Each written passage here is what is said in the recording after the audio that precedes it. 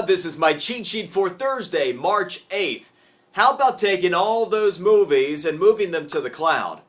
This is a conversation that Ashley and I have every several months. We take a look at all the movies, all the DVDs, and we even have some old VHS that are just sitting there collecting dust. That's the only time we even look at them is when we dust them. Because, of course, like anything else, we always watch everything on demand or online, and to the extent we use DVDs, it's Netflix. We don't go back and watch the old movies we've had for years, right?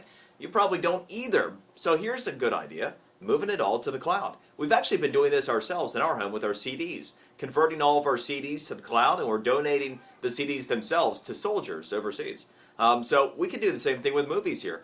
There is a disc-to-digital campaign that is underway at Warner Brothers. Warner Brothers is developing the technology so you will be able to convert your movies to the cloud. How cool is that? All right, here's one pertaining to unemployed individuals. It's never fun having to owe more in taxes at April. It's even less fun and beyond stressful when you maybe made money last year, paid your taxes, have to pay taxes come this April, but you're not employed anymore. Well, that's just a nightmare, right? The IRS is now offering a 6-month grace period for anyone who is currently unemployed or will be by the tax filing date. This year happens to be April 17th and is unemployed. So you can file for that, and you'll get 6 months absolutely penalty and interest free before the IRS will begin pursuing a failure to pay situation with you. If that's you, if that's friends, that's family, let them know. You don't have to try to come up with the money for the taxes while you're unemployed right now. Also, the iPad.